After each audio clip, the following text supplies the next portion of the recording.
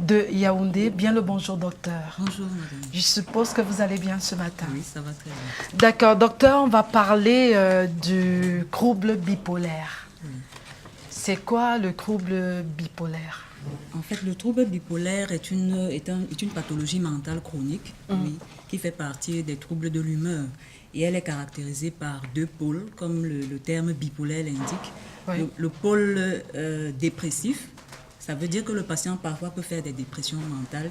Et un pôle qui est tout à fait contraire, qui est le pôle maniaque ou hypomaniaque, où le patient manifeste des symptômes d'agitation, il bavarde beaucoup, il a une humeur expansive. D'accord. Oui. Okay. D'accord. Alors, quels sont les différents symptômes du trouble bipolaire? Oui. Concernant les manifestations du trouble bipolaire, on peut avoir des phases où le patient présente donc des dépressions. Une dépression mentale, c'est-à-dire il peut avoir une humeur déprimée, être très abattu, être très découragé, être désespéré, ne plus avoir envie de s'alimenter, perdre du poids, avoir des difficultés de sommeil, être vraiment découragé par rapport à la vie, avoir même des idées suicidaires. Ça, c'est une phase. Et il y a des phases où le patient est plutôt dans l'exaltation de l'humeur, c'est-à-dire il bavarde beaucoup pendant des heures, il a des idées de grandeur, il a tendance...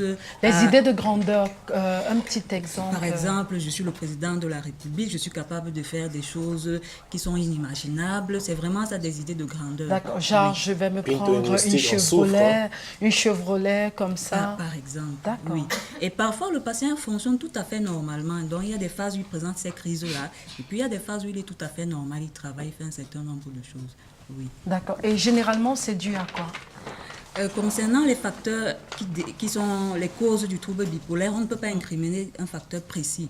Mais on a des éléments qui nous orientent. Par exemple, des facteurs génétiques. C'est-à-dire, si dans une famille, il y a eu parmi les ascendants ou les descendants un trouble bipolaire, il y a une possibilité que quelqu'un a un trouble bipolaire. Parfois, il y a des événements de vie aussi, parfois des deuils, des licenciements, des divorces et tout ce que vous pouvez imaginer comme événements de vie difficiles qui peuvent affecter la personne et déclencher certaines crises. D'accord. Oui. Et comment prendre en charge un trouble bipolaire? Oui.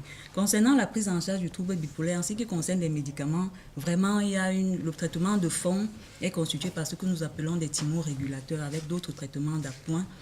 Nous encourageons aussi des psychothérapies pour nous entretenir avec les patients et nous encourageons également la réinsertion sociale, c'est-à-dire que le patient bipolaire peut travailler, il peut aller à l'école dans la mesure du possible ou faire d'autres activités. Oui. D'accord. Et est-ce qu'on peut l'éviter? C'est un peu difficile de dire qu'on va éviter le trouble bipolaire, mais on peut prévenir par exemple des rechutes, oui. D'accord. Oui. Peut-être un petit mot de fin. Oui, concernant le mot de la fin, je dirais que le trouble bipolaire, comme d'autres pathologies mentales, est un trouble qui est très fréquent et que nous ne devons pas ignorer que la maladie mentale, en fait, témoigne d'une souffrance, d'une autre forme de souffrance qui est la souffrance psychique, qui n'est pas une souffrance physique, mais qui est une souffrance psychique. Donc, évitons de stigmatiser cette catégorie de personnes.